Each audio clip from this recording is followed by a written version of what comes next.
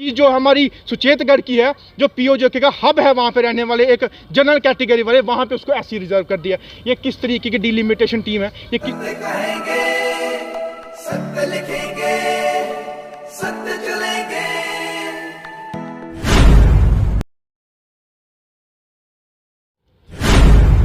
लंबे समय से लोग इंतज़ार कर रहे हैं कि डिलिमिटेशन कमीशन की फाइनल रिपोर्ट आए और उसके बाद इलेक्शन हो।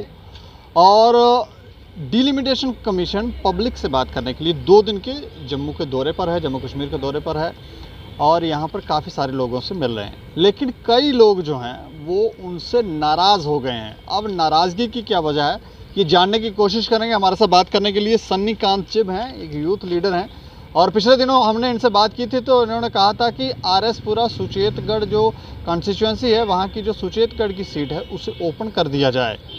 ये भी शायद इनकी बात कोई सुन नहीं रहा है। तो अच्छा सन्नी जी, गए थे मिलने के लिए, आप बुलाया हुआ था कि वैसे ही चले गए? देखिए, जब इन्होंने पब्लिक नोटिस में लिखा कि जो पब्लिकली जो है हम 4 और 5 को यहाँ पे हमारा दौरा है, तो 4 तारीख को जम्मू में होंगे और 5 तारीख को कश्मीर में होंगे।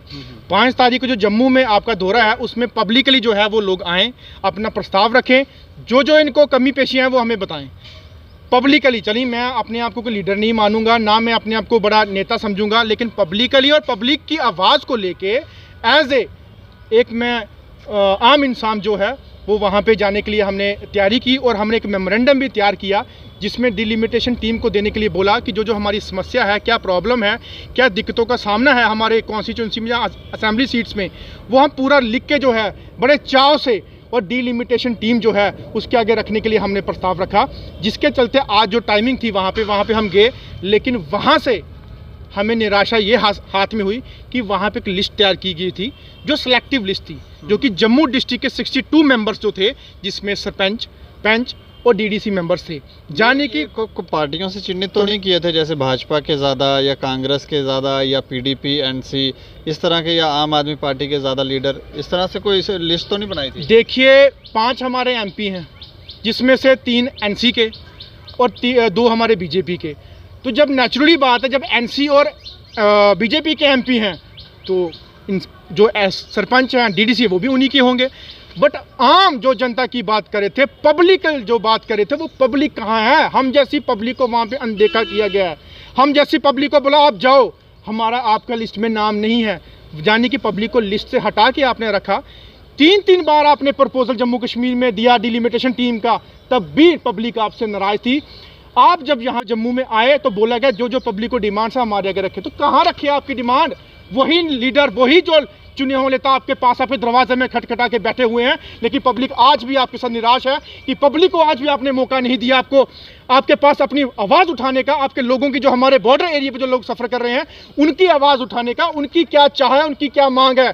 क्योंकि वहाँ पे जो आपके पास आए हैं वो आपके कहे हुए लीडरानों के बंदे हैं, उनके फ़ोन से करवाए हुए सिफारशी बंदे हैं। तो हम पब्लिक कहाँ? हम पब्लिक को आप तो वैसे भी कुत्ते की तरह रोनते हो, कहाँ छोड़ा आपने पब्लिक को? मुझे बताइए, पब्लिक को आपने सही समझा होता तो पब्लिक के दरवाजे खुले होते।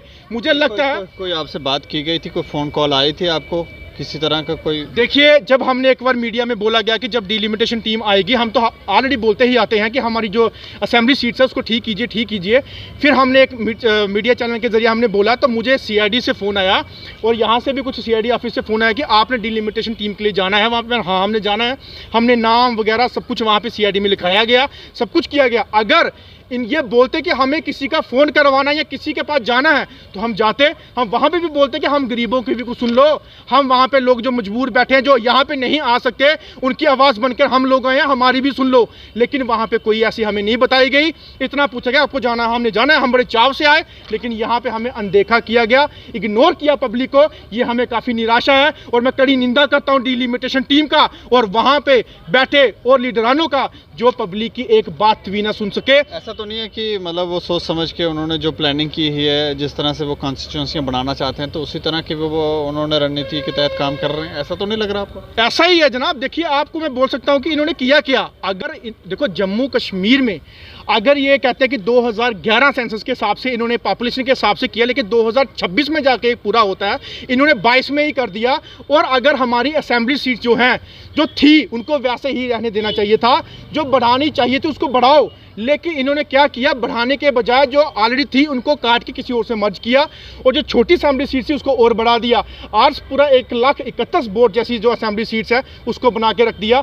आरएसपुरा से लेकर चौधरी तक एरिया वहाँ से जोड़ी, जिसमें 4 तहसील जो हैं जहाँ वो अपनी तहसील ऑफिस जो है वो आते हैं। मुझे बताइए एक असेंबली में 4 तहसील ऑफिस आते हैं, वो कौन सी असेंबली है? ये चीज़ जो हमारी सुचेतगढ़ की है, जो पीओजे का हब है, वहाँ पे रहने वाले एक जनरल कैटेगरी वाले, वहाँ पे उसको ऐसी रिजर्व कर दिया। ये किस तरीके की डिलिमिटेशन टीम है, ये किस तरीके का परिश्रम? आप मतलब पूरी तरह से नाराज हैं? बिल्कुल, मैं कड़ी निंदा करता हूँ और हम नाराज हैं। मेरे साथ बॉर्डर के लोग भी आए थे, लड़के आए थे मेरे साथ, वो निराश होकर अपने घर वापस गए। मुझे बताइए ऐसी योजनाओं के साथ हमारे लोग कैसे खड़े उतरेंगे इन फ्यूचर? अगर वो लोग जो बॉर्डर से उठ के इनके पास आए हैं अपनी डिमांड लेके, अपनी जो है हक लेके कि हम लोगों को सुनो क्या हो रहा है बॉर्डर पे, क्या हालत हो रही है हमारे लोगों के साथ, वो आप क्या हम जब बोलने आए तो आपने उनको भी अनदेखा किया। ये कहाँ का इंसाफ है? अगर आपने पब्लिक रखा तो पब्लिक हम कोई 50-50 बंदे लेके नहीं आ रहे थे, 3-3, 4-4 बंदे लेके आ रहे थे, आपने उसको भी एक्सेप्ट नहीं किया।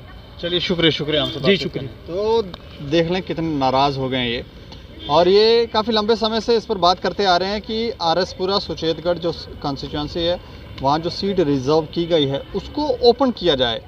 और मुलाकात के लिए भी इनको सीआईडी की तरफ से भी कॉल आया था और इनको लगा था कि आज शायद इनकी डिलिमिटेशन कमीशन से मुलाकात हो सकती है, लेकिन ऐसा हुआ नहीं है।